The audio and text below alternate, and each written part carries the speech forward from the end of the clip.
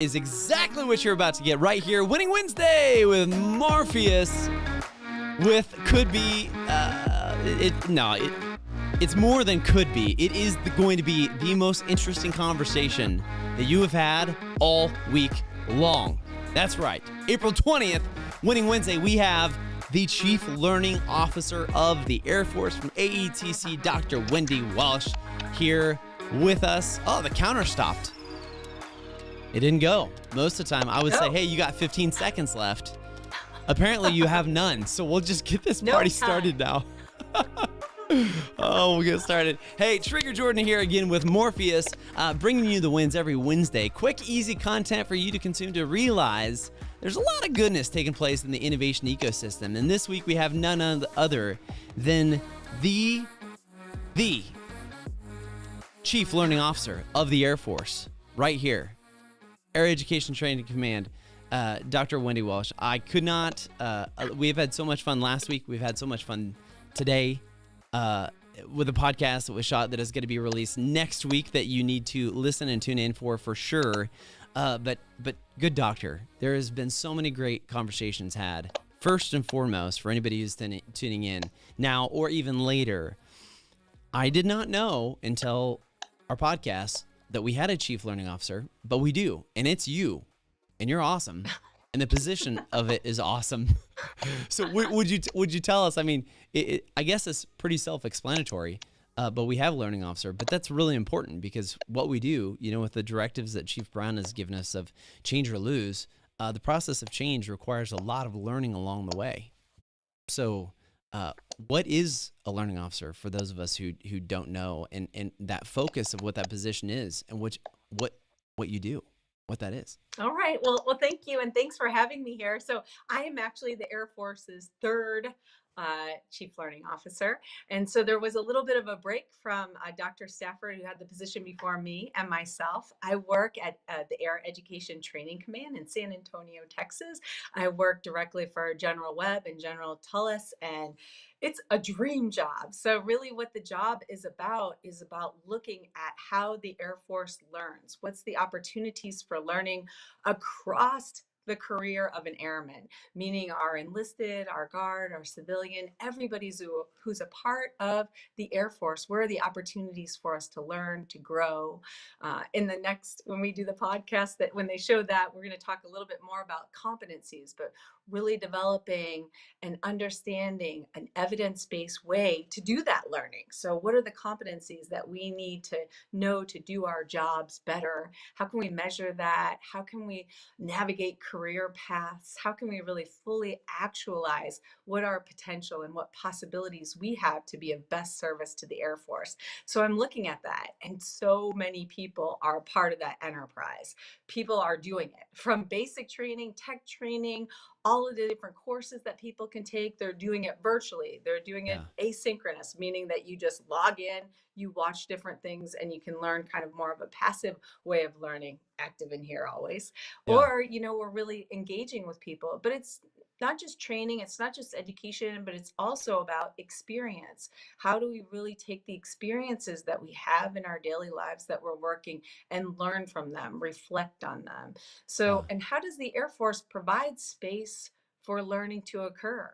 We have a huge mission. We're moving very fast, to protect and defend this nation. How do we ensure that we're giving ourselves the time that we need to reflect and to learn and apply that learning to ensure success, more success as we move forward? So that's kind of it's a giant job, and it's way more than one person does. It's really about kind of connecting the network and ensuring interconnectedness. So I've only been in the job, this is like my 5.5 months. So I'm giving you the snapshot of what I know now. But as I've been traveling around and seeing what's happening, it's amazing. It's inspiring. And I'm pinching myself, literally.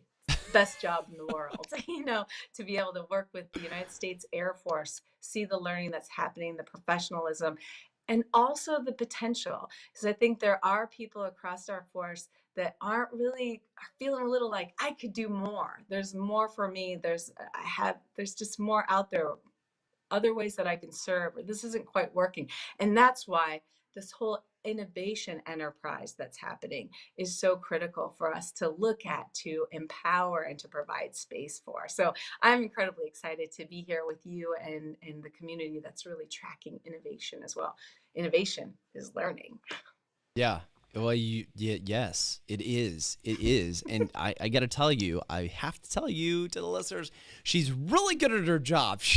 I mean, she's really crushing it here because it has been literally what was going to be one episode of Disruptive AF turned into a part one of part two. I don't know. It could be just 17 parts by the time we're done with it. Because when you start talking about the wins of learning and the importance of what that is and helping, as we talked about yesterday, helping the movement of the Office of Human Possibilities of what can be, what is possible.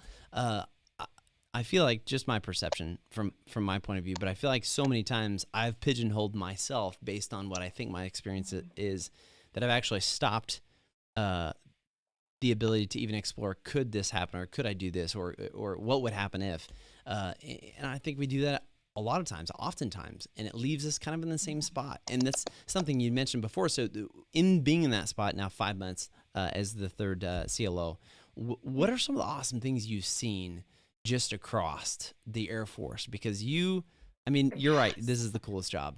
You do have the coolest job. I get to meet and talk to people, but what are some of the things you've seen thus far of just wins or exciting? So it's hard to pick them. And I know we have a short segment here. I just want to, one of the first things I did was went to an AFWorks event. And in that AFWorks event, we looked at what is the future of enlisted education. So this whole providing space to look at the future, that is super cool. And that just says to me, this agency, this organization has the right mindset, a growth mindset that doesn't just mired down in what's happening now and where they are right now, but thinking about where do we need to be. There's a phrase that General Webb uses, and lots of people use it now, and it's DAWN, developing the airmen we need. Again, this idea of foresight. I mentioned the competencies and how important competencies are, but it's like anything, like a strategic plan, sitting on it. Whoa, we wrote it up and it sits on a shelf, and we'll pull it out and see what measures we have to it. But how do you make it real? How do you make it part of what we're doing day to day? So I've been looking, as I've been traveling around, how are people utilizing the competencies? How are people understanding what is a competency? And people are moving towards it, trying to understand what are the competencies needed for the different career fields? How would we measure them? What would they look like? And as well as the foundational competencies, we have 24 foundational competencies that help us to develop the self, to develop others, to develop ideas, and really look at developing the entire organization. So how are we really helping people from the minute they come into the Air Force, basic training up through tech training, really reinforcing these? And so I had a chance to go out to Lackland and talk to the 37th and ask about, hey, how is this happening? And they're like, we're doing it. We're re-looking at our curricula all the time. It's happening. But I couldn't get real specific examples. Then I got a chance to walk around. When you walk around, you really see what's happening. And so again, looking for evidence. And just recently, a memo came out about airmen's time, and that was on my mind too. And I got to see airman time in action. Like it was in kind of the dorm area in a living room. Airmen sitting around together talking about relationships was the topic that they were talking about. And they had an iPad, so they're leveraging technology, thrown up on the screen. We're going to talk about relationships today. And then the very next slide they shared was the core competency, the foundational competencies of the Air Force, and how the discussion was really reinforcing those competencies. So making strong ties to what is our doctrine, foundational competencies, to what people are learning, to what people are living. In this airman's time, I'm kind of an emotional crier type, easy to tears. It just hits me, the power of people. I love people. And an airman shared in that time, that they had a relationship with a friend through middle school, high school, and then kind of got mixed messages and was feeling like maybe they were getting some signals that maybe I should ask you out for a date, but it didn't work out.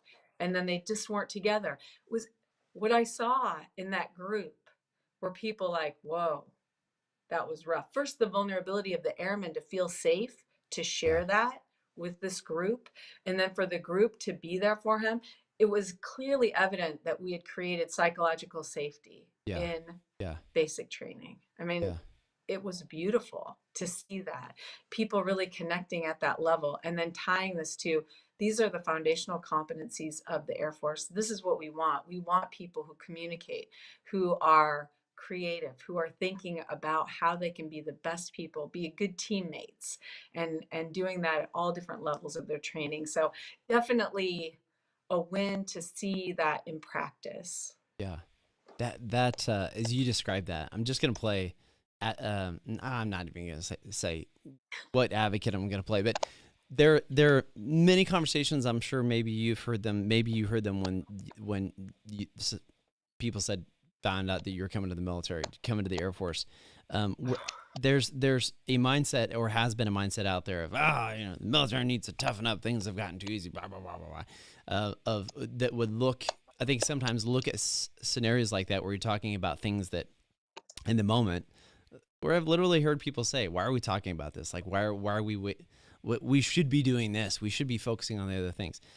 And this is why I'd say, again, this is just my opinion, but I have the microphone, so I can say my opinion. My thought is here's the deal. Oftentimes we forget you're a human, and life happens, and life happens sometimes hard and fast. And this is the reality. When you talk about learning, you're talking about the condition of our mindset, of how we approach things and how we think about things. And the reality is, man, until you're asleep, like, this thing doesn't shut off. And even then it's rebooting itself. It doesn't actually shut off. It's getting back engaged. And to me, this is one of those just really important ideas to think about when we're talking about innovation and learning and thinking differently is that innovation doesn't happen in a vacuum. It shouldn't happen in a vacuum. If it does, then it's really not innovation. It has to have space to think, to move outside the bounds of the norm.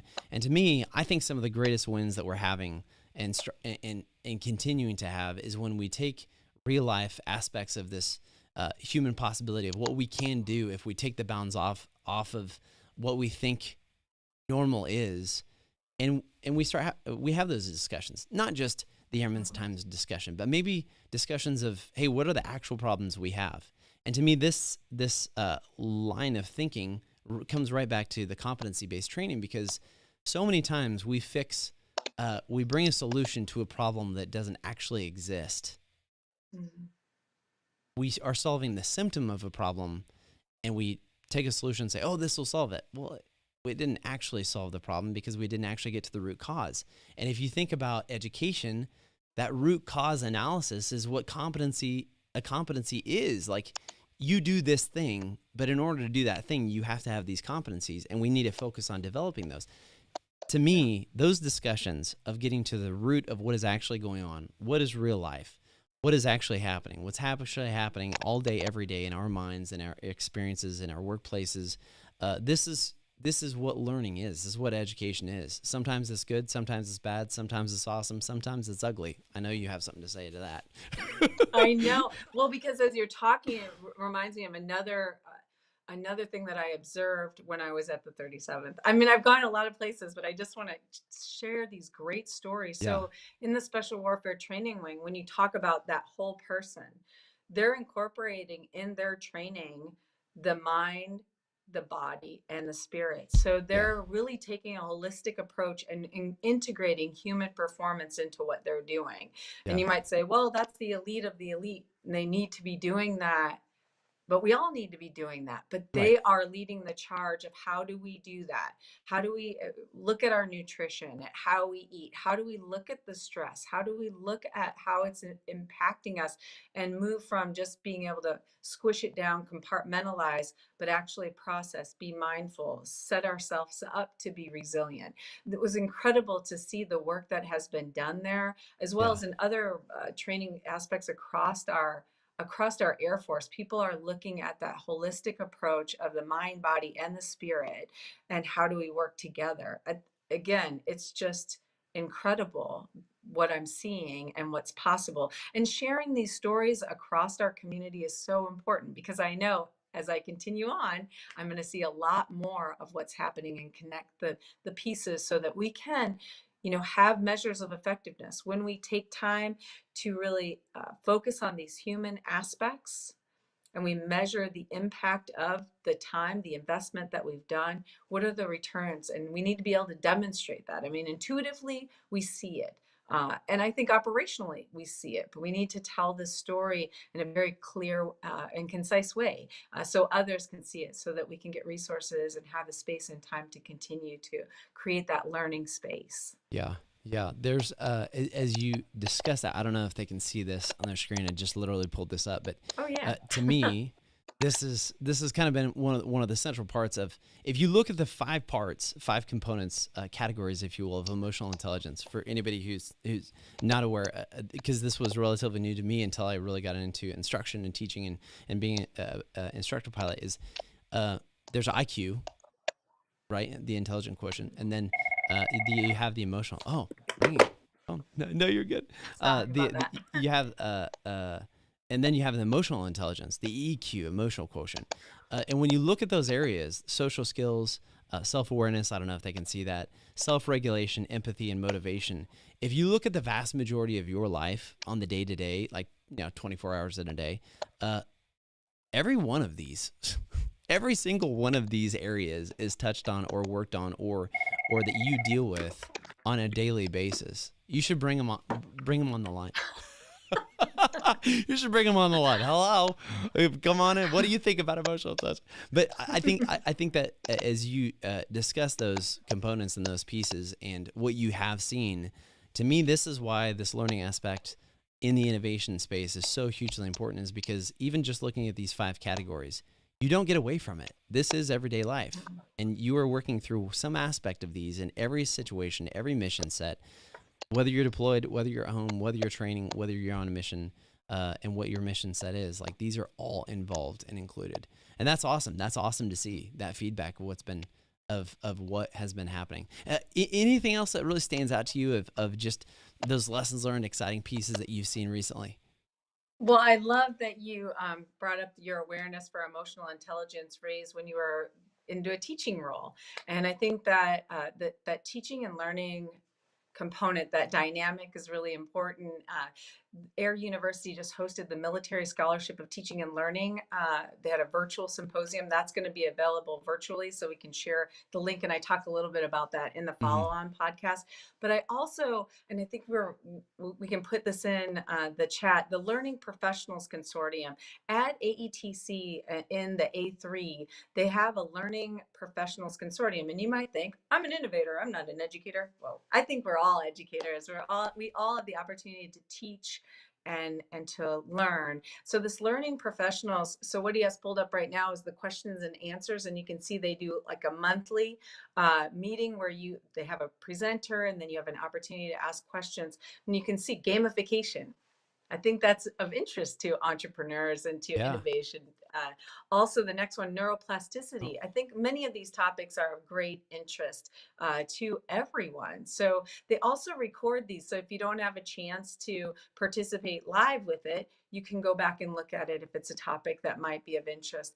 Tomorrow, so they have an annual consortium, and it's usually 3 days, and they've met in person because of COVID last year. They did 3 days virtually, and then this year they're doing 3 days virtually, but it's divided by some months. So they did February, and they're doing one tomorrow. It's too late to register, but you can watch the recording, and they are going to be looking at games for learning, a very interesting topic. And then the next one is in June, and so you can also sign up for that. The growth mindset, you can see they have the link to the Mill Suite there.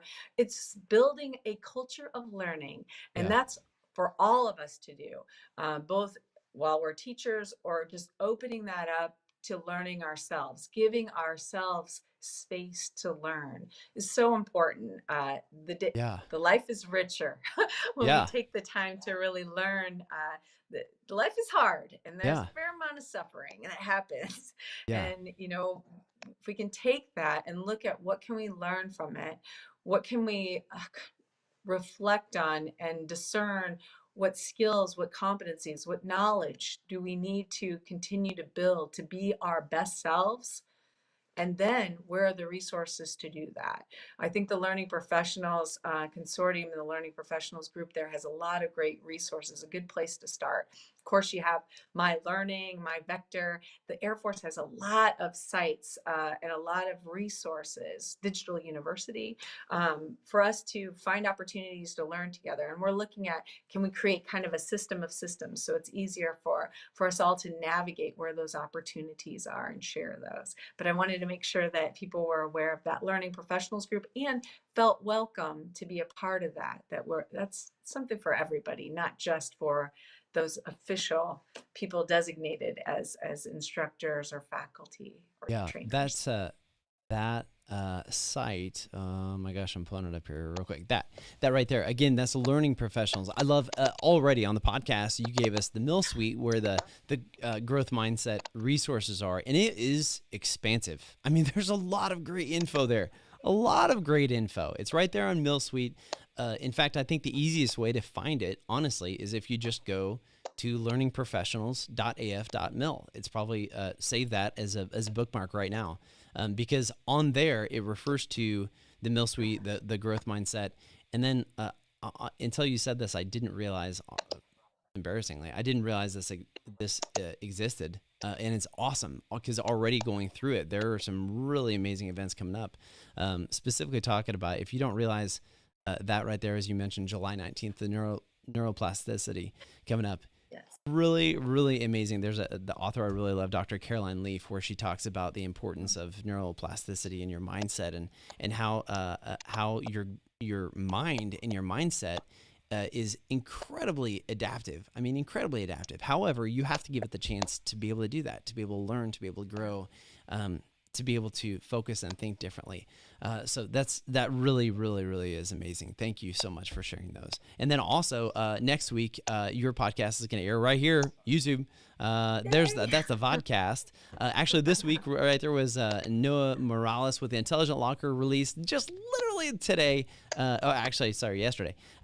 Released yesterday. So you can go there to Morpheus on the YouTube page to be able to see that. But Doc, before we get out of here, what is one thing, next week on part 2 of the podcast that we were on Disruptive AF, we're going to be talking about things of what you see in education coming up. We talked about some of the wins you've seen already, but what are some of the things even now, just a quick little taste for our viewers out there?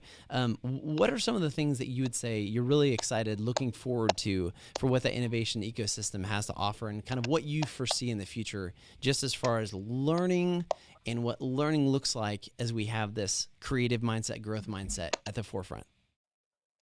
Yeah, that is a giant question to leave me with at the end. I I could go on for days on yeah, that. I asked the easy ones How do last. I make that concise? I, I just, I actually want, I'll answer the question in a different way, because really what I'd like to leave people with, I want to reflect on how you said, I'm embarrassed because I didn't know about this Learning Professionals. A lot of people I've been sharing that I've on this Morpheus podcast had not heard of the resources that you had for Morpheus. They don't know about the podcasts that have happened here Yeah. in this space. And I think that is what I am so incredibly excited about. And this is really where the future is. The future is in connecting the links. Yeah. I mean, connecting the nodes, linking us together, the interconnectedness. There's so much going on in the education, in the innovation spaces that are helping to develop the future airmen that we all want to be, helping us to be the very best that we can be, to serve and just be excited about what we're doing, to be able to see the purpose and value that we're contributing Yeah. to this organization. And that comes from the connection, that we're not out there just operating alone, doing what we were trained to do, and it becomes kind of a monotonous sort of thing, but really having that excitement, knowing that there is possibility. And to do that, we have to do it together. So I said I was the third of the learning officers, that the chief learning officers that the Air Force has had. Yeah. And the way that I believe a chief learning officer is successful in serving the organization is in working together. Yeah. It's being connected. It's being accessible. It's having these conversations. It's not being embarrassed about finding out something, about Right. learning something. Right. We have to give ourselves space to learn in public, to go, wow, I didn't know that. Or, hey, I knew that a year ago and I totally, that synapses died off because I was focused on something else. So giving ourselves the humility to say it doesn't always connect perfectly, but I'm here to serve. I'm going to create presence and space to learn what I need to do to serve this organization because our mission is just so incredibly important.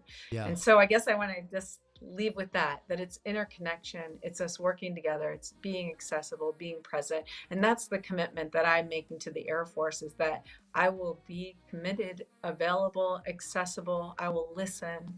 I will do my best to lead and to ensure that people have a voice and that there is that space for learning. And you'll Yeah. help me do it. Yes. Yes, we will. Yes, we will. Incredibly well said. And that was a hard question. I didn't think it was gonna. I didn't initially mean for it to be so expansive, and then bam, you come back and you just answer it full force. No, like nothing. Didn't even skip a beat. 100%. Well. Thank you so much for what you do. Thank you so much for being willing to step into that role. And I speak for the innovation ecosystem. I suppose. In saying it truly is exciting to think what can be coming up and what is going to be coming up, and how we take that mindset and grow. Mm-hmm. Yeah. Grow. Thank you so incredibly much for being with us. Again, if you haven't done it yet, you need to go to disruptiveaf.com, really anywhere, or I'm sorry, Disruptive AF, anywhere that podcasts are available, you can find it. It's going to be releasing next week. Listen into it. If you haven't done it, listen to Noah Morales this last week with Intelligent Locker. The guy is crushing it. He truly is. Good doctor. Thank you so much for being with us. We will see you next week and the week after for part 1 and part 2. And thank you so much for being with us right here on Disruptive AF. Thank you for all that Winning you Wednesdays. do. This is awesome. It is awesome having you. Thank you so much. Right here at Morpheus. Thanks for joining us, Winning Wednesday. Follow, like, share, do all the stuff you need to do to be able to share this content and the content you're looking for. Again, thanks so much for joining us right here on Winning Wednesdays with Morpheus. We'll see you next time. Well, actually, we'll see you Friday for Fail Fast Friday. We have Bon Strout coming in. One of the most creative guys I've ever met in my life. He's an inventor extraordinary. He's amazing. We'll see you then.